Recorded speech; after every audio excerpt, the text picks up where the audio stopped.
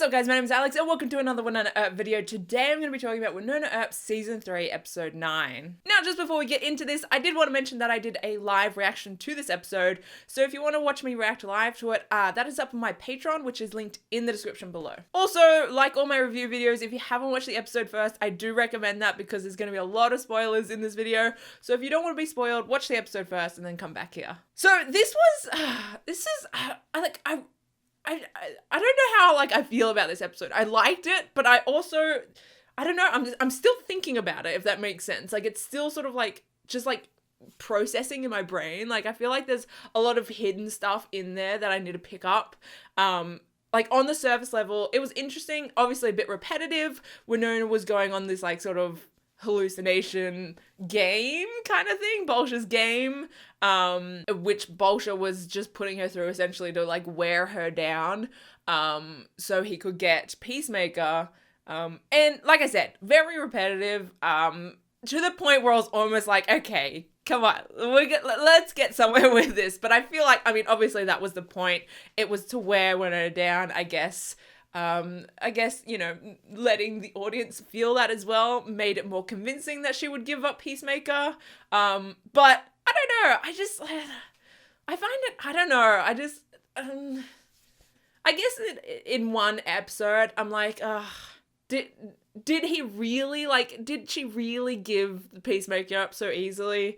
But she'd gone through it what, maybe hundreds of times? I don't know. So I guess once you die hundreds of times, then you'd probably be a bit worn down, wouldn't you? But it was just, I don't know, frustrating that Waverly and that were right there and then she gave it up. Those kind of scenarios always frustrate me so much because I'm just oh my god, it's so stupid. You should have waited 2 more seconds.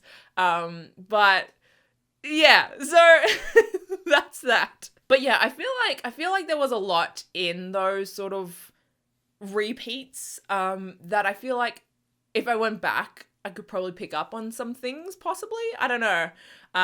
But we did find out that Bolsha needs Peacemaker, and he can't just take Peacemaker off Wynonna. She needs to give it to him willingly, and he needs Peacemaker to go to the Garden of Eden. I think it was also sort of maybe guessed that the stairs were the staircase to the Garden of Eden, but then Wynonna and Doc didn't see the stairs. So I'm curious about that. It could just be the stairs to the Garden of Eden and potentially only the good maybe can see it, like Wynonna said. Or those with Peacemaker can see it, and because she no longer has Peacemaker, she couldn't see it. Or I feel maybe it could be something else. I don't know, my initial reaction was the staircase to heaven when I first saw it, when Jeremy and Robin first ran into it. And I don't know, it just, I don't know, it just reminds me, I guess, makes me think of Julian, and so I'm I don't know, maybe the stairs are more there for Waverly than to the Garden of Eden, but we will see. But yeah, so they did have that repetitive thing for Wynonna and Doc's storyline for the whole of the episode, and then we had WayHaught. Can I just say that fucking WayHaught this whole season have just been teasing the audience, that opening scene, oh my god, rude, but also quite entertaining. These bloody moans and just opening shots, there's scenes, WayHaught scenes where they open and it's one of them's lying down and you're what is happening? And then someone else walks into the room, the other half of WayHaught walk into the room, and you're oh, it was just there to tease the audience that something might be happening, you know? And it that's been WayHaught this whole season, just teasing the audience, and I don't know if I hate it or love it, to be honest. Let's be real. I couldn't hate it. Let's be real. But, yeah, so Waverly put on the ring last episode. We found out this episode that it's actually Julian's ring and not Bolsha's ring. Bolsha just got his hands on it somehow, which also means that Bolsha potentially has met Julian, which probably is the reason why he wants Waverly as a wife. why Bobo said that he would get her for him. Because he knows Julian, and I guess he knows like the bigger picture of her, if that makes sense. So yeah, it's Julian's ring, which I don't know. I guess it really depends who's wearing the ring, right? Whether it's good or bad. But I fucking called it. I mean, it came in a different light than I was expecting it to, but Waverly has healing powers. Oh man, I'm so happy that like she has healing powers. So if you guys have watched my Phoenix video, you'll sort of understand what I'm talking about. I recommend watching it. I thought it was a good theory. Probably, I mean, I guess some of it is true, but not in like the way I thought of it.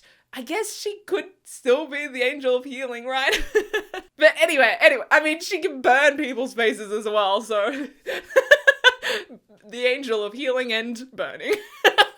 But yeah, so Mercedes came back. I'm so happy that Mercedes is back. I hope she sticks around for like the rest of the season, because I just love her. I love her so much. But she has been trying to fix her face since she left. And Waverly touched her face. And then like at the end of the episode, she was all better. Mercedes was like all better. And she said that Waverly did that. I don't know how she knew that her face was healed because of Waverly. Maybe, I guess, she just heard things about the ring and, I don't know, from, like, the widows. But, yeah, apparently Waverly, just by touching her face, healed her. Oh! I'm just really happy that, like, that power came to, that she is actually, like, she can heal people, because I love that. I love that. I feel like when I talked about it in my Phoenix video, I feel like one of the reasons why I loved it so much is because, like, I guess depending on how the powers affect her, but, like, if she can heal other people, potentially, like, she can heal herself, which means, like, she's virtually unkillable, right? Which means she's an unkillable gay, like, a legitimately unkillable gay, and that makes me happy. And also, like, you know, she can just heal. It's great. But the next thing I'm going to say might not sit too well with some people, because I know some people are very protective of their OTP. And WayHaught, obviously OTP for everyone, I feel like, right? I love WayHaught, don't get me wrong. But I was not opposed to OT3 with Mercedes. Look, when she touched her face, I was like, what is happening? I don't hate this. Like, look, I'm gonna be honest. That's what I was thinking. I enjoyed it. So yeah, OT3 with Mercedes, 2 ginger OT3. I'm here for it. To be honest, I'm here for it. That's all I have to say. I know some people are keen for OT3s as well, but like, I know some people are like, no, it's OTP or nothing. But that's just me. I'm a fan of OT3s. Like, I love OT3s, and we need more like canon OT3s. But I mean, I don't think it's gonna happen with Mercedes. But I'm just gonna enjoy that in my brain for a little bit longer. So Bobo sort of came back this episode. He got like drawn into like this hallucination with Wynonna as well. I'm really curious what Bobo's gonna play as sort of in the end game of this season. Like, he's one of those characters that are just like sort of, he walks the line. Like, he could be very evil one day, but then do something really good the other day, you know? He can align himself with the good or the bad guys. And so, like, it makes it really hard to judge where he's gonna land by the end of the season. So, like, Bolsha put him under this thing, which is, like, is he not gonna appreciate that from Bolsha? Or did he already piss him off? Or is this just a ploy so that the Earps and Waverly think that he's, like, on their side because Bolsha has turned his back on him, and then Bobo's gonna grab Waverly for Bolsha? I don't know. Like, Bobo is an interesting character. He's probably like, I feel like I've said this since season 1. He's a great villain. Because, like, you can't fully hate him. Like, you can hate him, but then you're like, oh man, I kind of feel bad for him as well, you know? So yeah, Bobo, interesting character. I'm very intrigued to see where he lands by the end of the season. But I mean, I'm intrigued to see where everyone lands by the end of the season. I really hope that we get a conclusion to Bolsha's story this season. Like, I don't want his story to continue on to another season, because that'll be like 3 seasons that his story has sort of like spanned over, and I'm just not keen for it. Like, I like Bolsha as a villain. It's bringing up a lot of interesting stories and stuff like that, and a lot of interesting like character developments for everyone else. But I just I don't know. I want to move on from him, to be honest. Like, I do hope they wrap up his storyline, or we get like a win for the good guys this season. Does that make sense? Yeah, but we'll see what happens by the end of the episode. So we've got like episode 10 next week, and then episode 11 and 12 the week after, and that's it.